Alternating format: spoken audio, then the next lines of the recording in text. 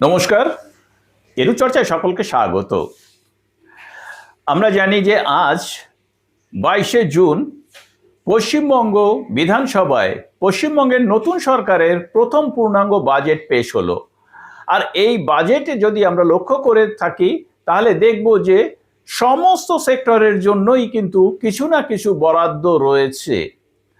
তো আমি ওই বিষয়ে না গিয়ে আমি আসছি পার্শ্ব শিক্ষক এবং এসএসকে এমএসকে শিক্ষকদের বা স্কুলের জন্য যা রয়েছে সেই বিষয়ে। তো প্রথমেই বলি যে পার্শ্ব শিক্ষকদের জন্য বরাদ্দ রয়েছে প্রতি মাসে 5,000 টাকা। এক্ষেত্রে আমার মনে হয় তাদের আশা পূর্ণ হয়েছে বলে মনে হয় না। এবার এখানে এসএসকে এমএসকে শিক্ষকদের কথা কিন্তু উল্লেখ করা হয়নি আমরা বাজেটে যতটা শুনতে পেলাম তাতে।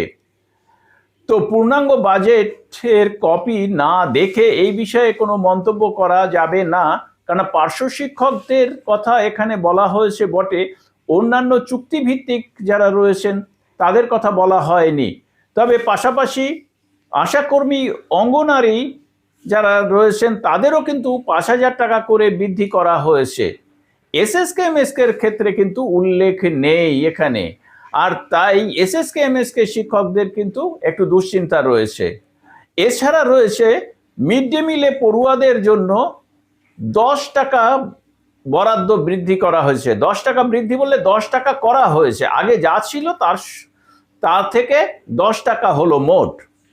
আর রাঁধুনিদের, মিড ডে মিলের রাঁধুনিদের 1,000 টাকা করে তাদের ভাতা বৃদ্ধি করা হলো। আগে যা পেতেন তার থেকে 1,000 টাকা বাড়তি পাওয়া যাবে।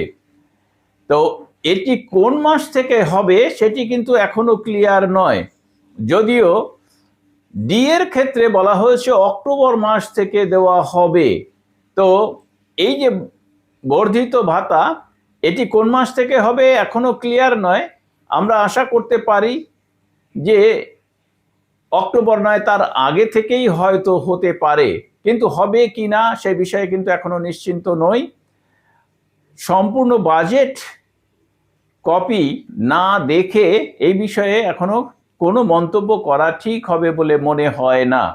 তো নেক্সট ভিডিওতে আমি এসএসকে এমএসকে বা অন্যান্য চুক্তিভিত্তিক যারা রয়েছে তাদের কথা বিষয় নিয়েই আলোচনা করব। সকলকে ধন্যবাদ জানিয়ে শেষ করছি। ভালো থাকবেন, সুস্থ থাকবেন।